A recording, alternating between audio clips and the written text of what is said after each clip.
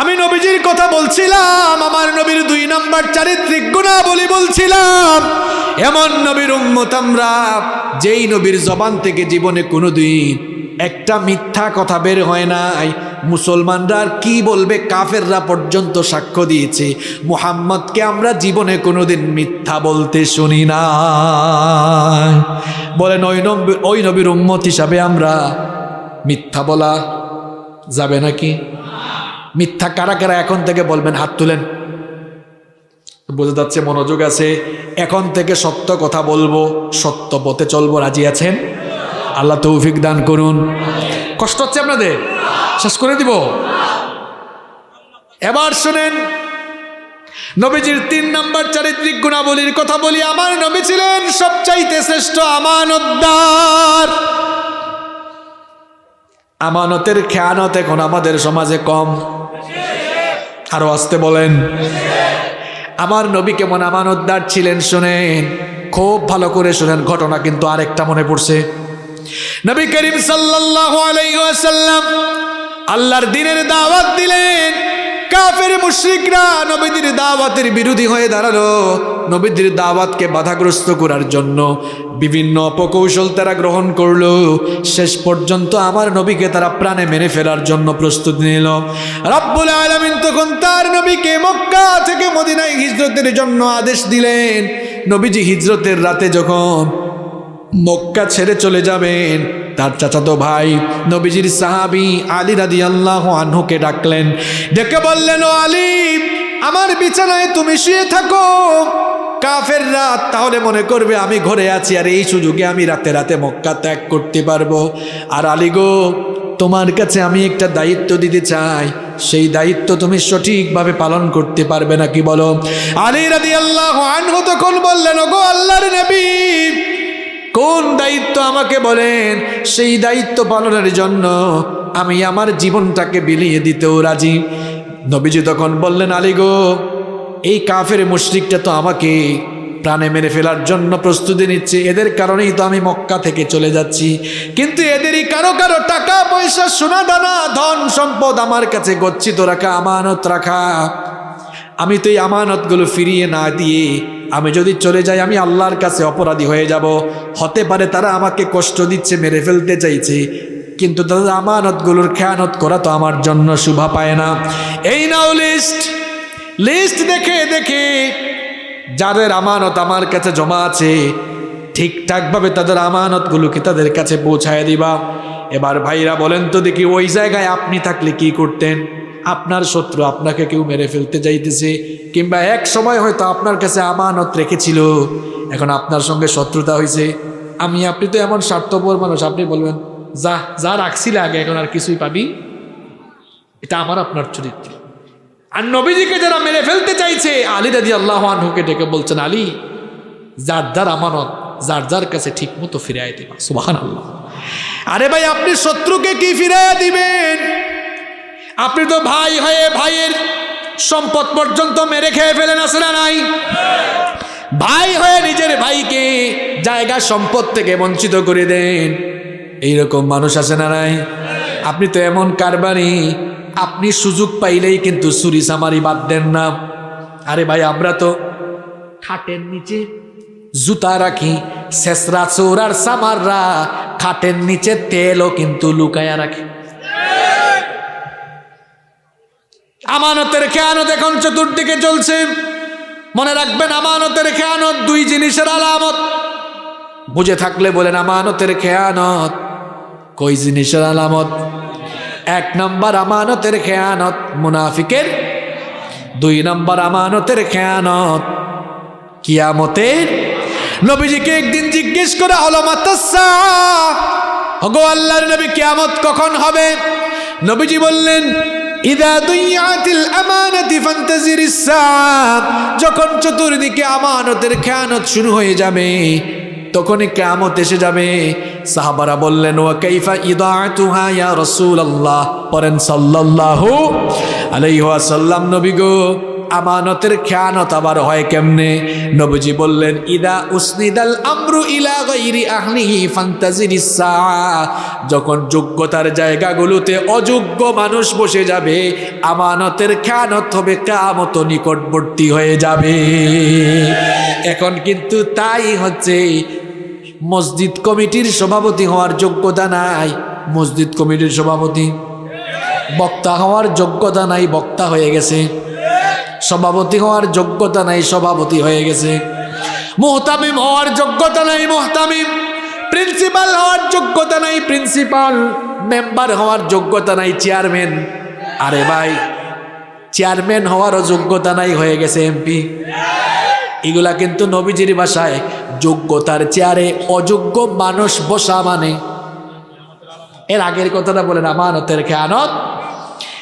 এখন তো দেখবেন যাদের কাছে সারা জীবন যারা এলাকায় এলাকায় যাত্রা পালা করেছে, তারাও কিন্তু জনগণের মাথার উপর উঠে বসে আছে। এগুলা কিন্তু ভালো লক্ষণ।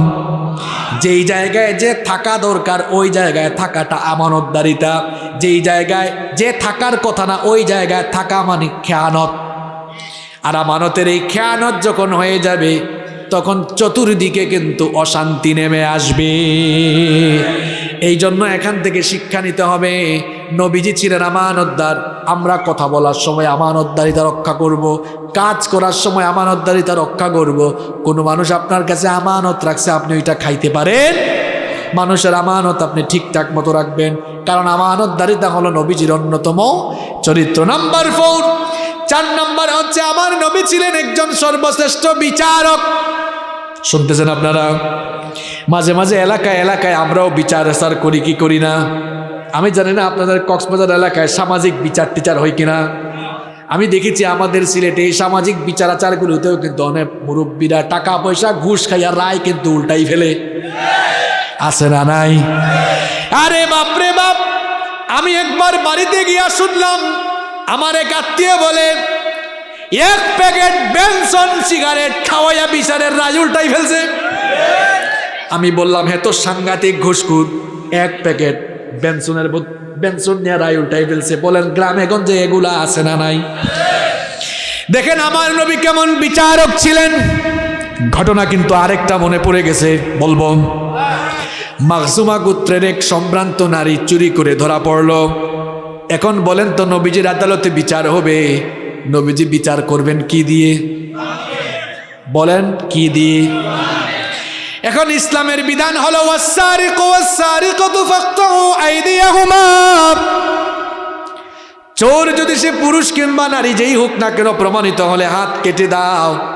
অনেকে আবার খুব মানবতা দেখায়া কয়, দেখছো ইসলামটা কত বর্বর, চোরকে ধরলেই নাকি হাত কেটে ফেলো। কি বর্বরতা!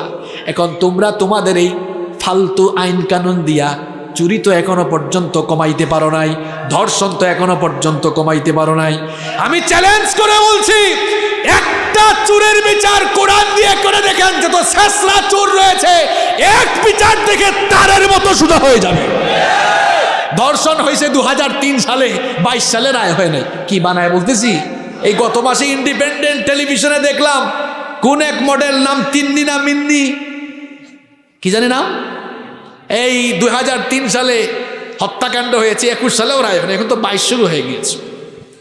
কোরআনের বিচার দিয়ে আপনি কোরআন দিয়ে ধর্ষণের বিচার করে দেখুন, অপরাধী দেখবেন অপরাধী রেহাই পাবে না। এখন ধর্ষণ করে অনেকে বুক ফুলাইয়া হাঁটে, আছে না নাই? এজন্য আমি বলি, একটা ধর্ষণের বিচার কোরআন দিয়ে করে দেখেন, যত লুচ্চা আর বদমাশ আছে এক বিচার দেখে জনমের মতো সাইজ হয়ে যাবে।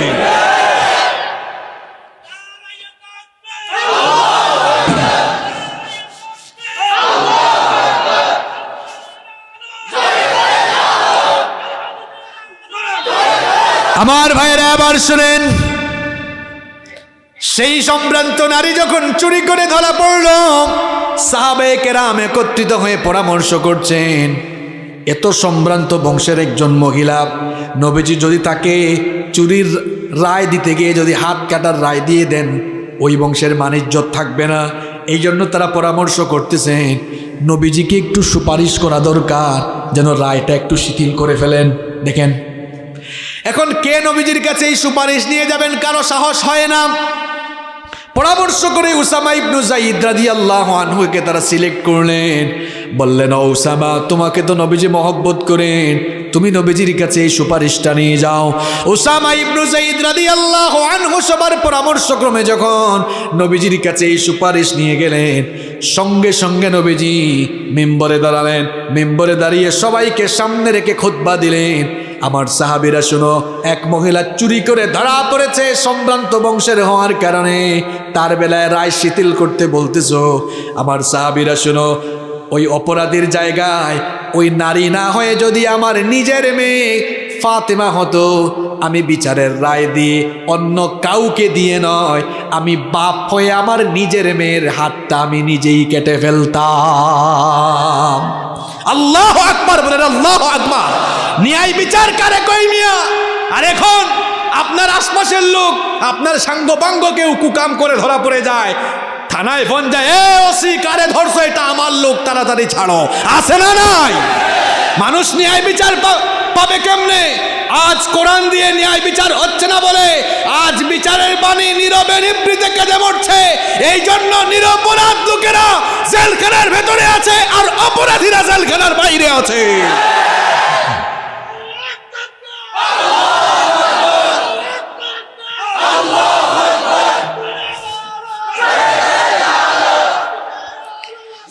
সম্মানিত ভাইয়েরা, সম্মানিত ভাইয়েরা, এই ভাই থামেন। সম্মানিত ভাইয়েরা, হৃদয়টা ক্ষতবিক্ষত হয়ে যায় আমরা যখন টিভির স্ক্রিনে দেখি দাগী আসামিদেরকে, খুনি লম্পটদেরকে হাতে করা কিংবা হাত করা ছাড়া আদালতে হাজির করা হয়, আর বড় বড় মুফতি মুহাদ্দিসদেরকে হাতে পায়ে রশি বেঁধে যখন আদালতে হাজির করা হয়, আমাদের হৃদয়টা ফেটে যায়। যেই দেশে এমন চিত্র রয়েছে, বড় বড় দাগী আসামিরা হাতে করা ছাড়া কিংবা হাতে করা দিয়ে যেই দেশে দাগী আসামিদেরকে আদালতে হাজির করা হয়, আর বড় বড় মুফতি মুহাদ্দিসদেরকে যেই সমাজে এভাবে বেইজ্জত করে আদালতে তোলা হয়, সেই সমাজের চিত্র বলে সেখানে ন্যায় বিচার নেই, নেই, নেই।